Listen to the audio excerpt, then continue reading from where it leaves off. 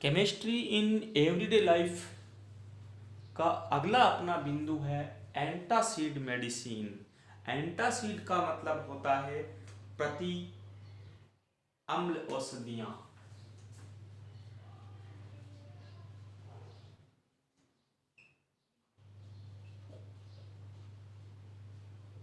प्रति अम्ल। कई बार क्या होता है,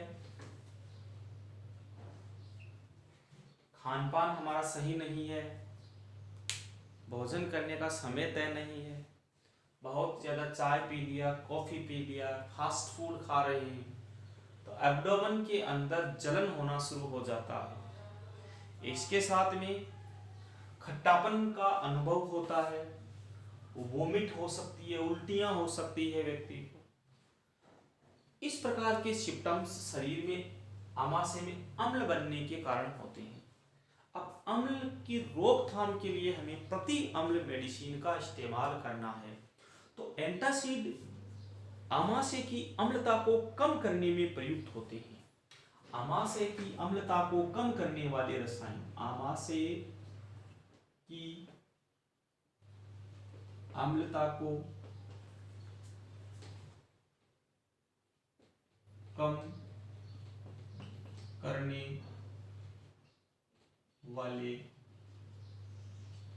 रसायन, आमाशय की अम्लता को कम करने वाले रसायन है वो एंटासिड कहलाते हैं।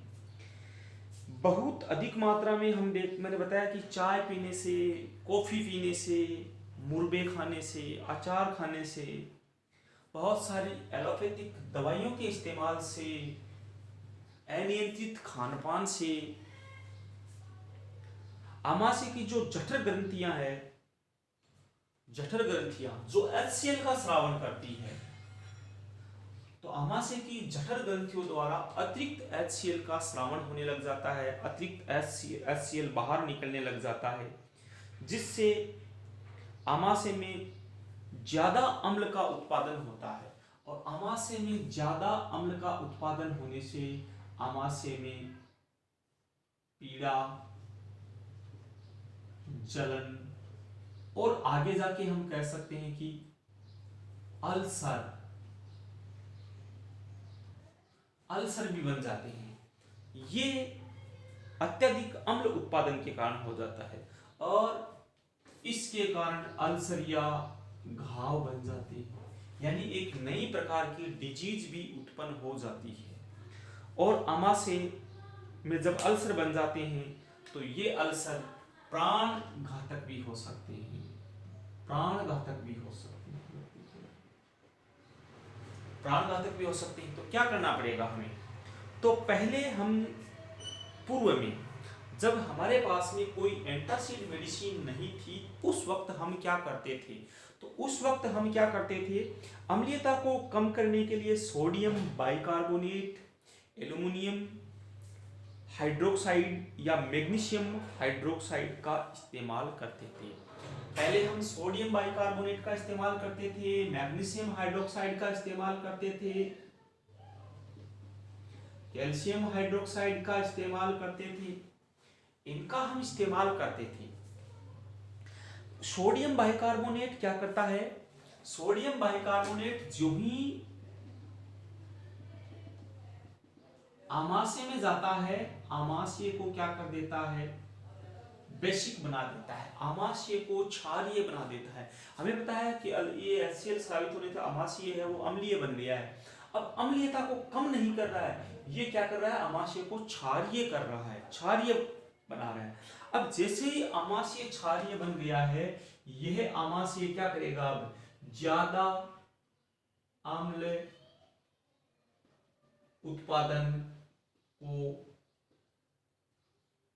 प्रेरित करेगा। सीधी सी बात है, जब अम्ल आमाशय क्षारीय हो जाएगा तो वह ज्यादा अम्ल का उत्पादन करेगा। और अब वापस एक बार क्षारीय हो गया, वापस अम्ल बन गया, वापस अपन ने सोडियम बाइकार्बोनेट लिया, वापस ये अम्ल बनाएगा। यानी ये निदान नहीं हुआ, इससे हम निदान नहीं कर सकते।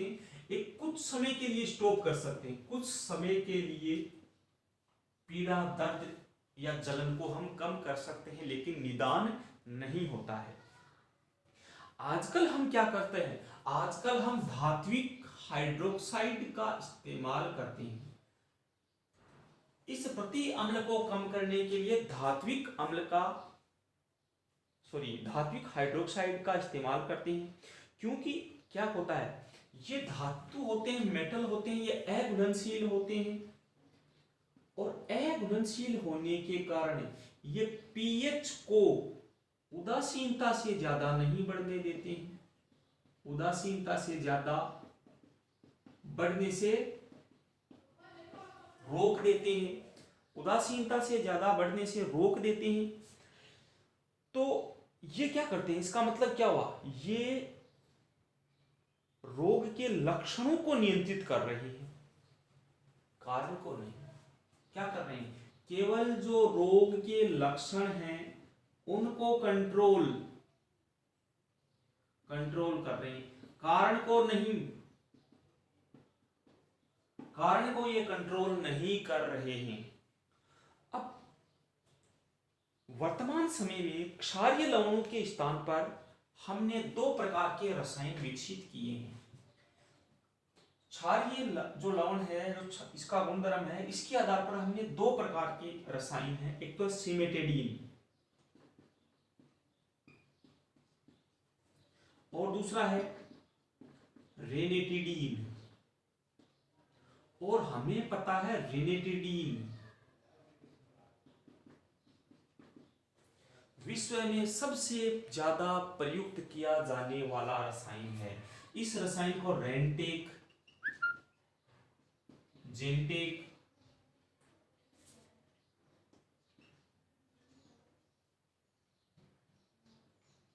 डॉमस्टाल आदि नामों से भी जाना जाता है। और ये जो टेबलेट्स हैं, यह खाली पेट ली जाती है। जब कुछ खाया नहीं होता है तो डॉक्टर कहता है इस मेडिसिन को खाली पेट लेना है। इसका मतलब आप उसमें रेनिटिडीन जरूर पाओगे उसमें। तो रेंटेक, जेंटेक, डोमेस्टाल ये टेबलेट खाली उधर दिए जाते हैं। और ये क्या करते हैं, ये जो अम्लता है उसको कम करके हमें राहत दिलाती है। और आमाशय में जो अम्ल बन रहा है उस अम्ल को रोकने में अत्यधिक कारगर साबित हुई है। रेंटेक विश्व में सबसे ज्यादा बिकने वाली मेडिसिन है और सस्ती भी है। रेंटेक विश्व में सबसे ज्यादा बिकने वाली, जो रेटिडीन जो रसायन है, यह सबसे ज्यादा बिकने वाला रसायन है। तो ये हमारे हो गए प्रतिअम्ल। इसके अलावा रेंटिडीन, ओम्प्राजोल भी काम में लेते हैं जलन में। ओम्प्राजोल भी ले सकते हैं, पेंटाप्राजोल भी हम काम में लेते हैं। और बहुत सारे रासायनिक सब्स्टिट्यूट किए गए हैं जो एंटासिड के रूप में काम में लिए जाते हैं। तो अब हमारे ये बात समझ में आएगी, एंटासिड या प्रतिअम्ल औषधियाँ आमाशय की अम्लता को कम करने वाले रसायन है। आमाशय में हमने क्या किया, अनियंत्रित खाना खाने से, समय पर अपन जैसे नींद नहीं लेते हैं उसके कारण भी हो सकता है। फास्ट फूड खाने से आमाशय में HCl का सिक्रेशन होता है। HCl का सिक्रेशन में पीड़ा होती है, जलन होता है। लंबा सिक्रेशन होने से आमाशय में घाव बन जाते हैं, अल्सर बन जाते हैं। आमाशय की दीवारों पर, यहाँ तक कि इंटेस्टाइनल की दीवारों पर भी घाव बन जाते हैं जो प्राणघातक हो सकते हैं, व्यक्ति की मृत्यु तक हो जाती है। इसका मुख्य लक्षण है, यदि आमाशय में प्रतिअम्ल हमारे हो रहा है तो हमें वोमिटिंग होता है, जी घबराता है, जी मचलाना, मितली आना, वोमिटिंग होना, बार बार खट्टापन का महसूस होना। ये पता लग जाता है कि एंटासिड प्रति अम्ल हमारे अम्लता बढ़ गई है। और इसके अलावा हम एनो पाउडर भी काम में ले सकते हैं जिसमें मिल्क ऑफ मैग्नीशिया के रूप में काम आता है। लेकिन ये जो एनो हम काम में लेते हैं, जो मिल्क ऑफ मैग्नीशिया होता है, ये उदासीनता को नहीं रोकते हैं। ये क्या करते हैं, ये क्षारीयता को बढ़ाते हैं। और जैसे ही क्षारीयता बढ़ती है, जो एब्डोमेन है, वो जठर ग्रंथियां है, वो पुनः HCl का सिक्रेशन करेगी। और जब HCl का सिक्रेशन होगा तो वापस वो कॉम्बिनेशन वैसा ही बन जाएगा। कुछ समय बाद में डिजीज पुनः उत्पन्न हो जाएगी। अतः ये जब मेडिसिन मार्केट में रेनिटिडीन और सिमेटिडीन ये लक्षणों को कंट्रोल करती है, कारण को कंट्रोल करती है, किस कारण ये डिजीज हो रही है उस कारण को, उस रीजन को कंट्रोल करती है। तो कुछ समय इसको हम खाली पेट ले लेते हैं, तो खाली पेट लेने के उपरांत में कुछ समय बाद में जो अम्लता है वो क्या हो जाती है, धीरे धीरे बंद हो जाती है, और उसके बाद में हमें इन्हें लेने की आवश्यकता भी नहीं पड़ती है। तो ये थी हमारी प्रति अम्ल औषधियाँ, जिनका दैनिक जीवन में भी बहुत सारे परिवारों में, बहुत सारे घरों में इसका इस्तेमाल किया जाता है।